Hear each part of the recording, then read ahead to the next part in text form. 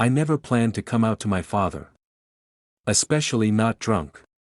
And definitely not on a night that already felt too heavy to carry. If I had known how one sentence would fracture the careful balance of my life, I might have stayed silent forever. But silence had already done enough damage. My name is Ethan, and for most of my life, I learned how to hide in plain sight. Growing up, my father Mark was a man of routines and rules. He believed in early mornings, firm handshakes, and the kind of love that showed up as responsibility rather than affection. He wasn't cruel, just distant.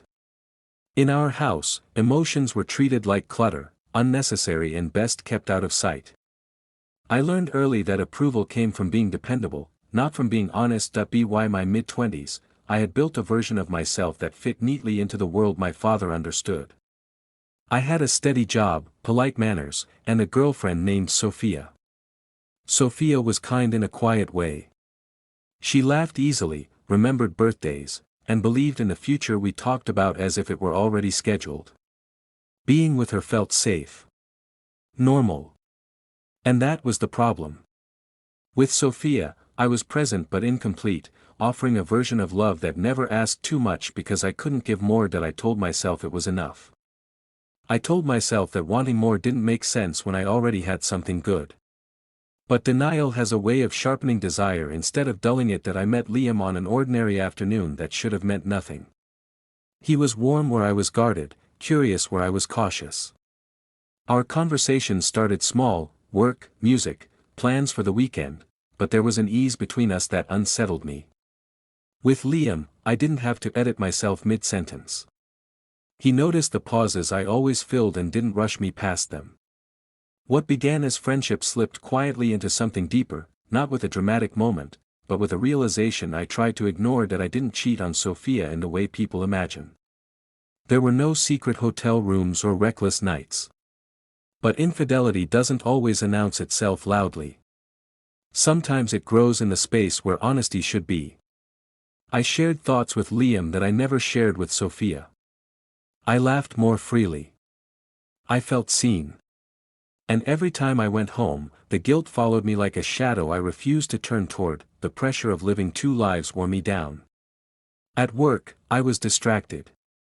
With Sophia, I was distant. Around my father, I was performing a role I no longer believed in. Mark and I spoke regularly, but our conversations stayed shallow, circling weather updates and practical concerns. He never asked how I felt, and I never volunteered the truth. It was easier to let him believe I was exactly who he expected. The night everything shifted wasn't supposed to be significant. It was a small family gathering at my father's house, the kind that relied on routine to pass the time. I arrived already tense, carrying weeks of unspoken thoughts. Someone poured a drink, then another.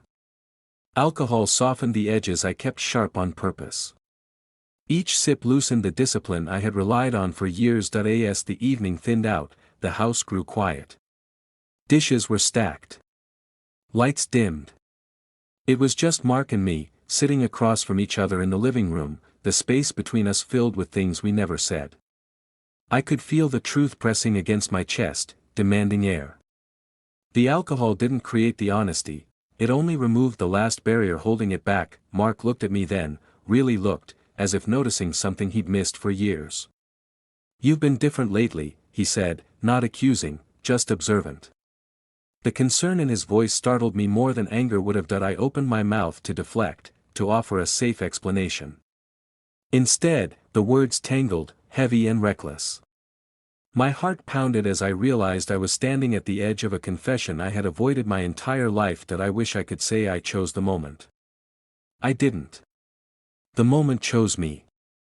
And once the words began to form, there was no pulling them back. The words slipped out before I could weigh them, clumsy and unguarded. I didn't announce anything dramatically. I simply said the truth the way a drunk man does, without armor. "Dad," I said, staring at the floor between my feet, "I'm not who you think I am." The room seemed to shrink as soon as I spoke. The silence that followed felt heavier than any argument I had imagined. Mark didn't interrupt me. He didn't raise his voice or look away. He leaned back in his chair, studying my face as if he were trying to solve a puzzle he'd ignored for years. His restraint unsettled me. I had prepared myself for anger, for disappointment, even for rejection. What I hadn't prepared for was patience. "I'm gay," I said finally, the word landing between us with a quiet finality. My heart raced, and I laughed weakly, a reflex born of fear. I didn't plan to say it like this. Mark's jaw tightened, but he didn't speak right away. He stood, walked to the window, and stared out into the dark yard. Each second stretched, filling with memories of everything I'd hidden from him. When he finally turned back, his expression wasn't what I expected. It wasn't rage. It wasn't disgust. It was something closer to grief. "I wondered," he said, his voice low. "Not because there was something wrong with you. Because you've always been holding something back." He paused, choosing his words carefully. "I thought if I didn't ask, you'd tell me when you were ready." The weight in my chest shifted, cracking open into something unfamiliar. Relief rushed in, followed quickly by shame. I had spent years building a life around fear, only to discover that the reaction I dreaded wasn't the one I faced. Mark rubbed his hands together, a nervous habit I had never noticed before. "I don't understand everything," he admitted. "And I won't pretend I do. But I never wanted you to feel like you had to disappear to be my son." That sentence cut deeper than any rejection could have. It exposed how thoroughly I had misunderstood him, and myself. I nodded, unable to trust my voice. The alcohol that had fueled my confession now left me painfully clear-headed. The conversation didn't resolve anything neatly. We didn't hug. We didn't cry. There was an agreement, unspoken but solid, that something fundamental had changed. When I left that night, the air outside felt colder, sharper, as if the world had been reset. The next morning, the consequences of honesty began to unfold. Sophia noticed it first. She always did. Over breakfast, she studied me with a careful gaze that made my stomach twist. "You're somewhere else," she said gently. "You have been for a while." I wanted to protect her from the truth, the way I had tried to protect everyone else. But protection had become another word for betrayal. I told her there was someone else, not giving details, not shifting blame. I told her I had been dishonest with myself and with her. The hurt in her eyes was immediate and raw. "So I was a lie?" she asked quietly. "No," I said, shaking my head. "You were real. I was the one pretending." The distinction didn't soften the blow. She stood, gathering her things with deliberate calm, and asked for space. I didn't argue. I didn't follow her. I let the silence remain, knowing it was the least I owed her after months of emotional distance. The infidelity wasn't measured by actions alone, but by every moment I had withheld the truth. Later that day, Liam called. He had sensed the shift even before I explained it. When I told him what had happened with my father and Sophia, he listened without interruption. There was relief in his voice, but also caution. "Whatever happens next," Liam said, "it has to be honest. For all of us." I agreed, knowing honesty was no longer optional. It was a responsibility I had avoided for too long. That evening, I sat alone in my apartment, replaying Mark's words and Sophia's expression, realizing that telling the truth didn't end the damage, it revealed it. Yet beneath the guilt and uncertainty, there was a fragile sense of alignment. For the first time, my life felt like it was moving in a single direction instead of pulling itself apart. I didn't know what I would lose or what I might gain. I only knew that returning to who I was before was no longer possible. The days that followed carried a quiet intensity, as though Adam's life had slowed to allow every thought its full weight. Conversations with Mark became more deliberate, stripped of the casual ease they once relied on. Each exchange required effort, attention, and an honesty that felt both necessary and exhausting. Adam realized how rarely they had spoken this way before, and the realization unsettled him. Mark was trying. Adam could see it in the way he asked questions and waited for answers instead of filling the silence himself. Yet beneath that effort lay uncertainty, a guardedness born from sensing that something important remained unsaid. Adam felt the truth pressing against his restraint, demanding acknowledgement. He knew that partial honesty could only delay an inevitable fracture. Ethan remained a quiet presence at the edge of Adam's awareness. They had not spoken since their last encounter, but his absence felt purposeful rather than accidental. Adam understood that Ethan was giving him space to choose, not retreat. That restraint, once again, forced Adam to confront his own intentions. Temptation had lost its urgency. What remained was clarity. One evening, as Adam returned home, he encountered Ethan in the hallway. There was no tension this time, only a shared understanding that whatever had connected them now required resolution. Ethan spoke plainly, saying he did not want to exist as a question mark in Adam's life.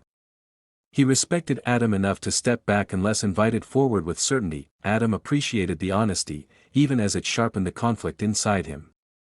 He admitted that what he felt was real, but incomplete. Attraction had awakened something dormant in him, yet it had also revealed how much he still owed to the life he had built. Ethan listened without interruption, his expression calm, as if he had expected nothing less. They parted with a sense of closure that surprised Adam. Not because anything had ended, but because the ambiguity that once fueled his restlessness had been replaced with responsibility. He returned to his apartment aware that clarity did not guarantee comfort, it only demanded action. That night, Adam spoke the truth he had avoided. He told Mark that he had formed an emotional connection outside their marriage, one that forced him to confront what he had been missing and what he risked losing. He did not dramatize it, nor did he excuse it. He spoke carefully, acknowledging his fault without deflection. Mark's reaction was quiet but devastating. He listened, absorbing each word with a stillness that hurt more than anger would have. When he finally spoke, it was not to accuse, but to ask whether Adam still wanted the marriage. The question was simple, but its weight felt immense. Adam answered honestly. He said he didn't know yet, but that he wanted to find out without hiding, without pretending. He wanted to rebuild trust if it was possible, and to part with respect if it wasn't. Mark nodded, accepting the uncertainty even as it pained him. They agreed to take time apart emotionally, not as punishment, but as reflection. In the days that followed, Adam experienced the cost of transparency. Conversations were heavier, nights lonelier, and certainty remained elusive. Yet beneath the discomfort lay a sense of integrity he hadn't felt in years. He was no longer divided between secrecy and desire, he was facing the consequences of both. Adam stood in his room one evening, the same room where the shift had begun. The walls felt less confining now, the silence less accusatory. He understood that change was not a single moment, but a series of choices made after clarity arrived. Whether his future held reconciliation or release remained unknown. What Adam knew, with quiet certainty, was that the version of himself who avoided difficult truths no longer fit. Whatever came next would be shaped not by impulse, but by intention, and that understanding, fragile and hard-earned, marked the true beginning of what lay ahead. Life didn't reward honesty with immediate peace. It tested it.